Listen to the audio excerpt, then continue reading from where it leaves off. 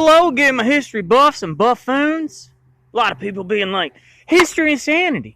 Can you tell me about your favorite Texas city? Is that your hometown? Is that where you're from? Oh my gosh, could you please just teach me something? I love learning. I love learning so good. It feels so good to learn something new. Could you teach me about Abilene?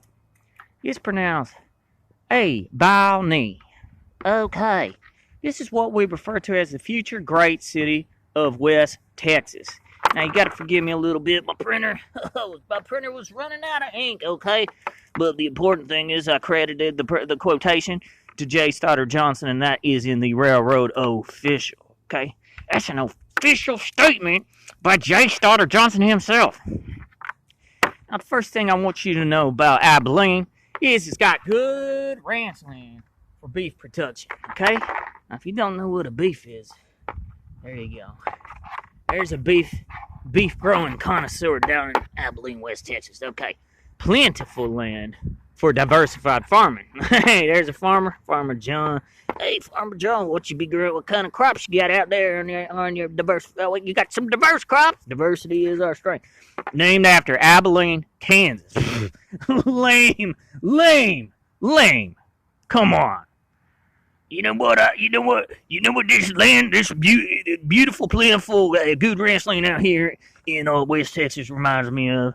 It reminds me back home in Kansas, but we ain't in Kansas anymore. We in West Texas. But you know what I'm going to do? You know what I'm going to go ahead and do? I'm going to call this Abilene. Abilene. Okay, because everybody knows Abilene, Kansas was a major shipping point. Now let's learn some more. Fort Phantom Hill. Okay. Look at that. Three dimension on my project board.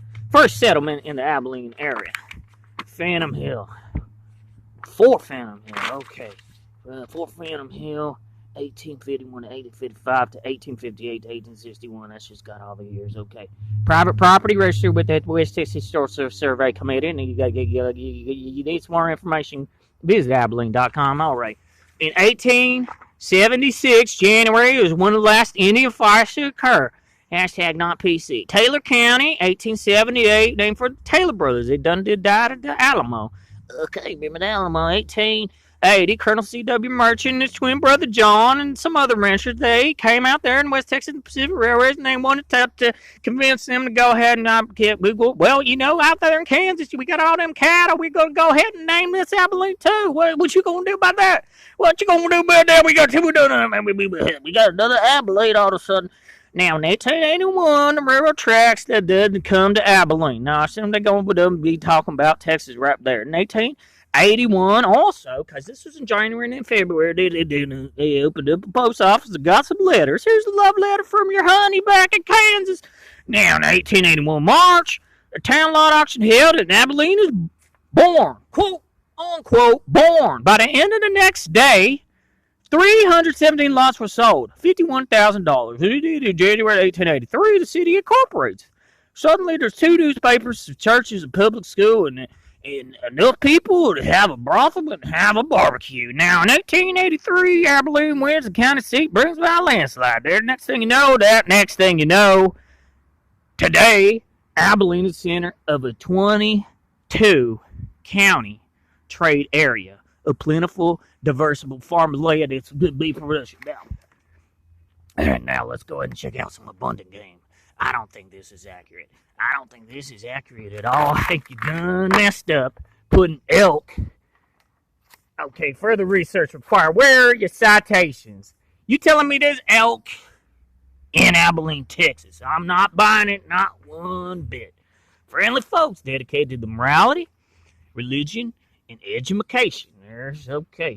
There's Whistler and Whistler's mother, and there's the railroad. Okay, if you didn't learn yet, Abilene was done established by the railroad.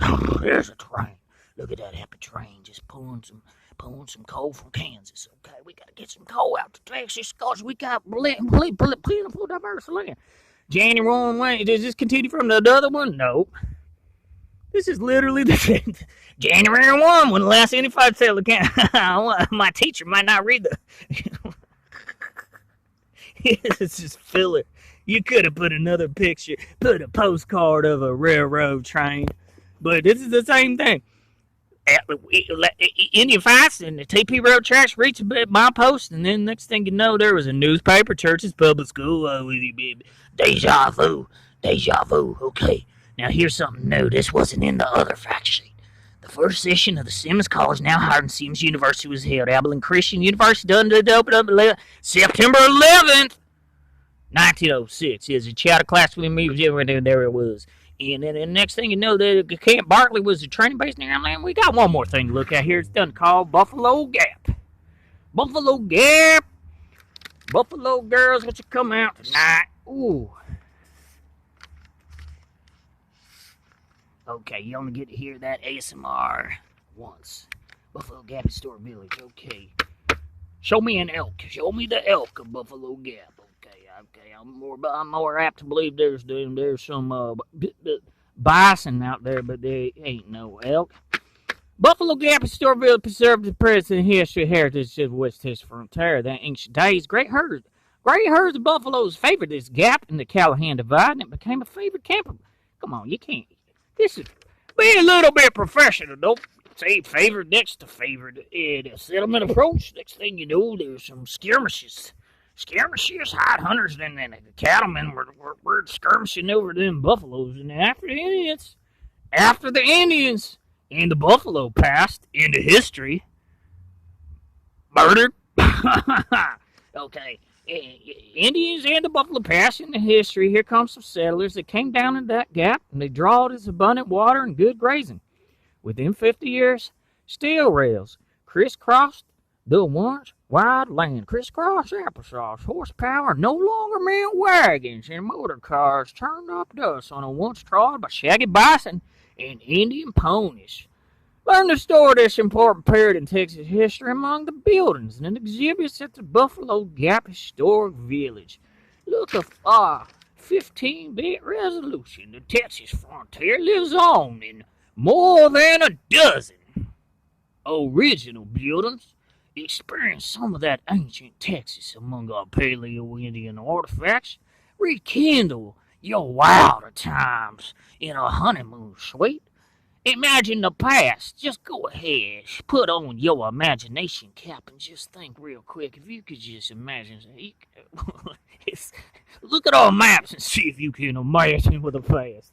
Marvel at our premier collection of medical instrumentation. Remember your reading, writing, and arithmetic, okay? It don't say arithmetic. It says arithmetic in our two-room schoolhouse.